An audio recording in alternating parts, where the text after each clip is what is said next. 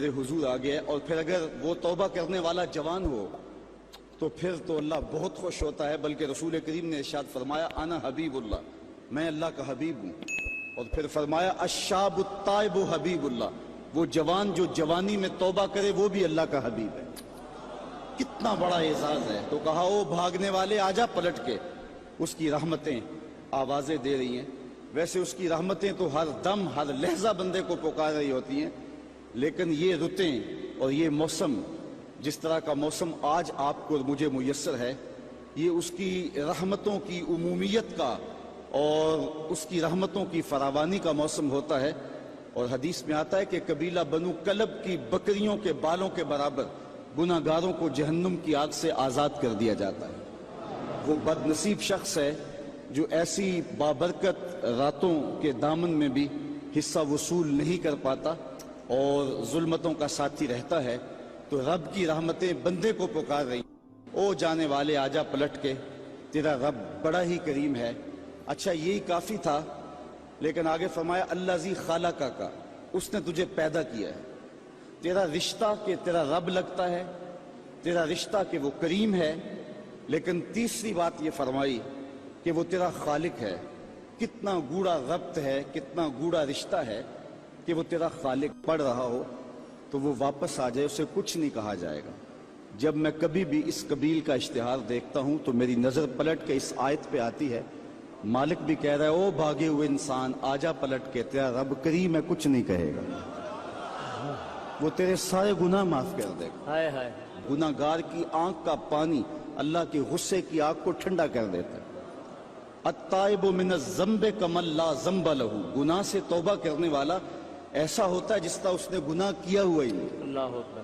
بلکہ رسول اللہ صلی اللہ علیہ وسلم نے ارشاد فرمایا ایک مثال کے ساتھ کہ کوئی شخص صحرا کا سفر کر رہا ہو تو راستے میں وہ سستانے کے لیے کسی درخت کے نیچے سو جائے، اس کا سامان، اس کے سفر کا سارا توشہ اس کی سواری پہ تھا۔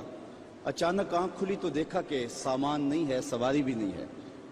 وہ دائیں بائیں بھاگا، لیکن اس نے دیکھا کہ سواری کے آثار دکھائی نہیں دیتے، اور صحراؤں میں سواری کا اور سامان خورد و نوش کا ختم ہو جانا سیدھی سیدھی موت ہوتی ہے۔ تو وہ موت کے انتظار میں درخت کے نیچے دوبارہ آ کے لیٹ جاتا ہے، اس کی آنکھ لگ جاتی ہے، پھر اچانک آنکھ کھلتی ہے تو دیکھتا ہے کہ وہ سواری ماں ساز و سامان کے پاس کھڑی ہے۔ تو سواری کیا ملی اس کو؟ زندگی مل گئی۔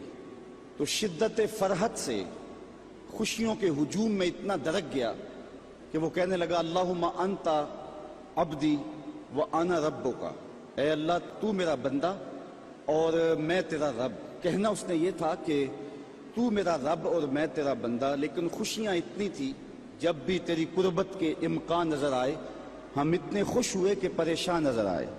وہ کیا کسی نے کہا نا کسی کے آنے سے ایسے ہوش اڑے ساقی کے کہ شراب سیخ پہ ڈالی اور بوتل میں کباب۔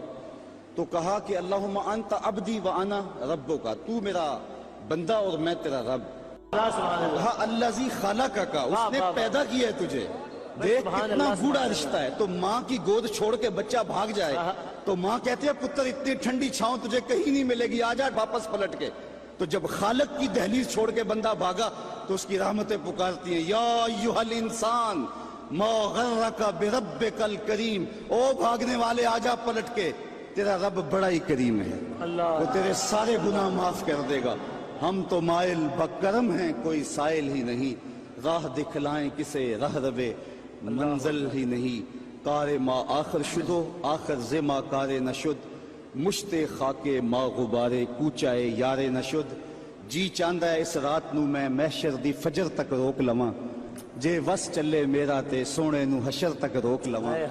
نہ نظر کرم دی چات مکے، نہ یہ بات مکے، نہ یہ رات مکے، مگر دل کے ارمان پورے ہوئے تھے ابھی، یہ غضب ہو گیا کہ سحر ہو گئے۔ اللہ اکبر، اللہ اکبر، اللہ اکبر۔